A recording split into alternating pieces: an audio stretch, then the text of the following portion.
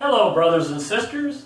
I am Austin Carroll, and I'm here to talk to you about what is true spiritual leadership. Let's go ahead and start by saying, to be a great leader, you must be a great follower. You must have someone to look up to, someone to mentor you. For all the greatest leaders in history had people that they followed, people that they revered, people that they trusted and gained knowledge from. We as a 21st century society forget that true knowledge does not come from just plain research, but from drawing from actual accounts, actual people, listen to personal testimonies, to take more from the people that have already learned, to maybe get a new spin that is not corrupted by media. We're going to go ahead and start with Proverbs chapter 16, verse 12. It is an abomination for kings to commit wicked acts, for a throne is established for righteousness. I'm going to go ahead and say that Proverbs chapter 16, verse 12 commends, elevates, holds very, very high regard to kings. Holds them to such a high standard that they are supposed to be the examples to their people. They're supposed to be the examples to the ones that follow them, to the ones that entrust them with their safety. Kings are called to be great leaders, to be the ones to make the final decision, where the buck stops. To be a true leader is to be confident enough in yourself that you can make a decision at the spur of the moment. And not only that you can make a decision, but you can make a good, informed conjecture, a good, informed decision that has a fairly good chance of being what you wanted to transpire, of coming out better than first thought. For a leader is not only judged by his failures. For all of the greatest leaders in history have failed many, many times over.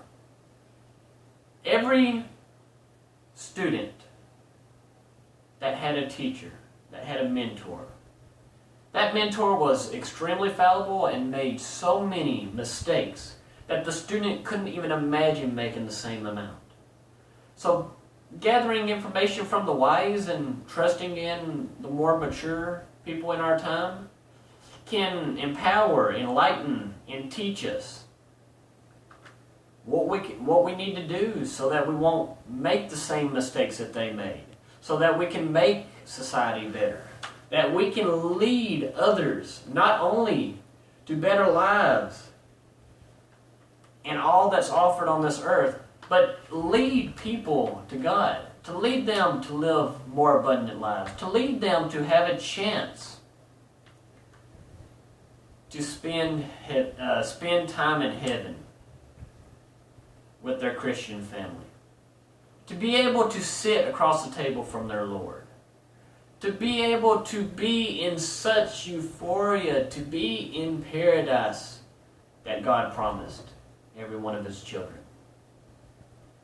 To finally be able to say, I did it. Psalms chapter 78, verse 72.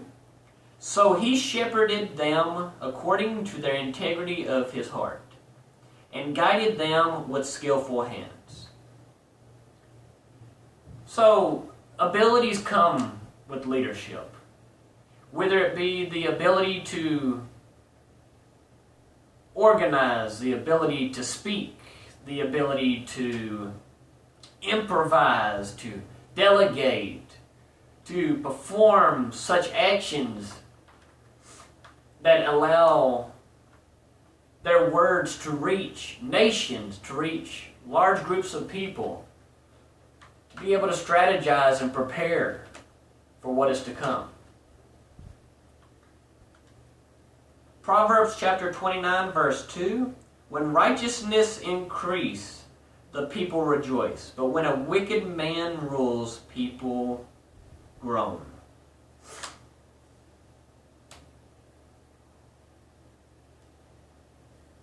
To be a great leader is not always to be cheered on by everyone. To be a great leader is sometimes to be cheered on by one. Be a great spiritual leader, you will always have God in your corner. You'll always have the greatest coach and teacher. You'll always have backup. God entrusts everyone on this earth that He gave the ability to lead to.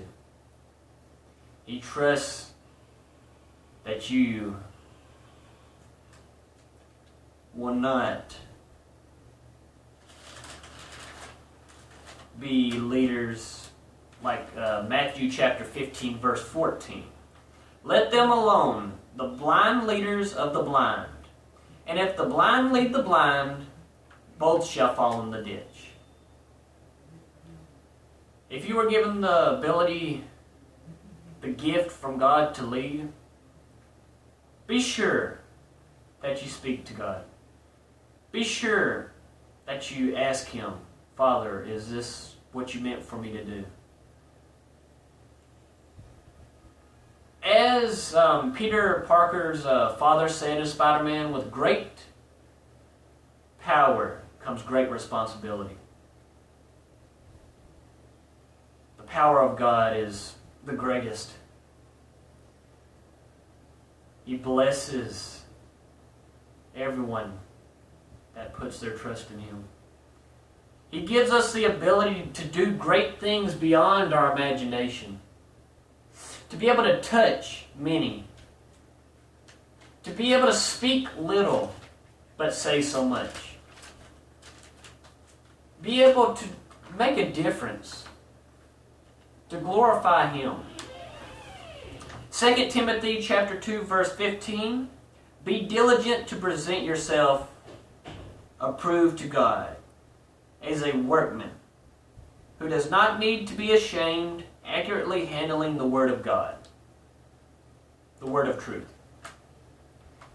Meaning, the most powerful tool we have against evil is right here. No one, including Satan himself, can question the Word of God. This is the most solidified tool that we have. The dictionary of life, the dictionary of all questions that you have. The gift from God to you to help you lead a more prosperous, a more abundant, a more fruitful life. A life where you will be able to play a part in God's kingdom. To help others. To learn. To grow. To mature. Luke chapter 22, verse 26. But it is not this way with you, but the one who is the greatest among you must become the youngest, and the leader like the servant. For Jesus washed the feet of His disciples. The God above all, the King of kings, the Lord of lords, got down on His knees and washed His disciples' feet. The greatest became the least. The most powerful became the most humble.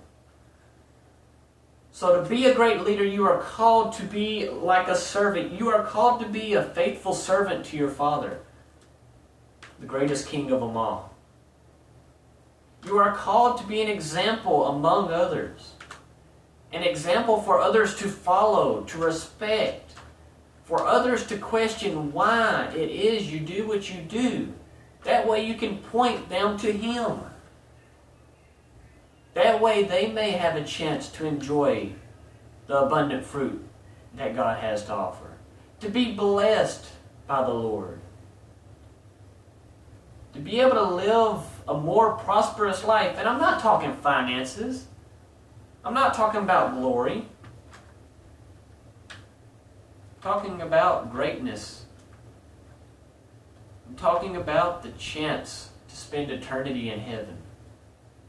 To be spared hell. To be able to live a righteous life. To be blessed by the grace of God.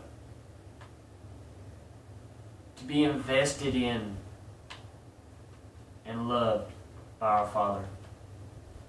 Proverbs chapter 29 verse 4, the king gives stability to the land by justice, but a man who bribes overthrows it.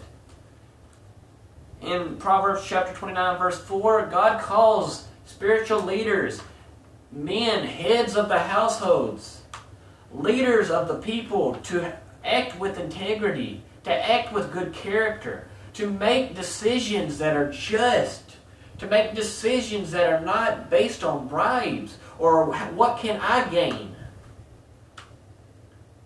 but to be based on the law of God, to be based on everything that we hold dear, that was given to us by Him.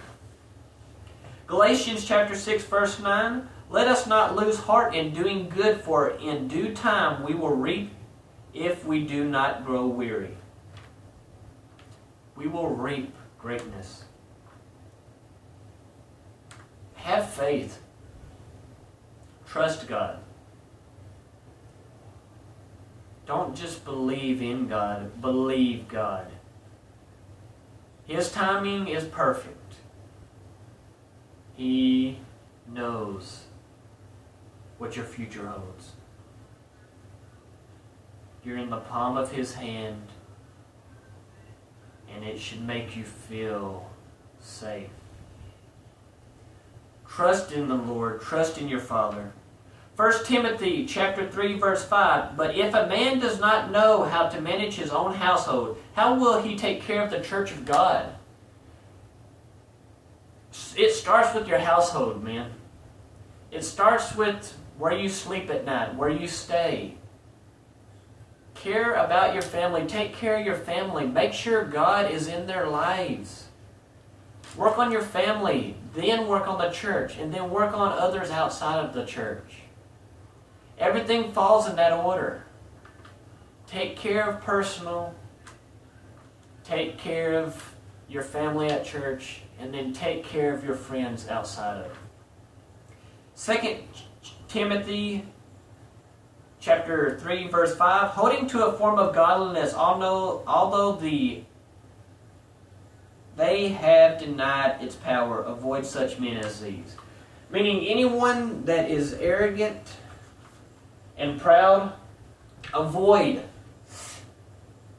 For these are great manipulators like Satan, who are boastful in their actions, who will lead you astray, who are blind in their choices, blind in their guidance, and they will lead you to damnation.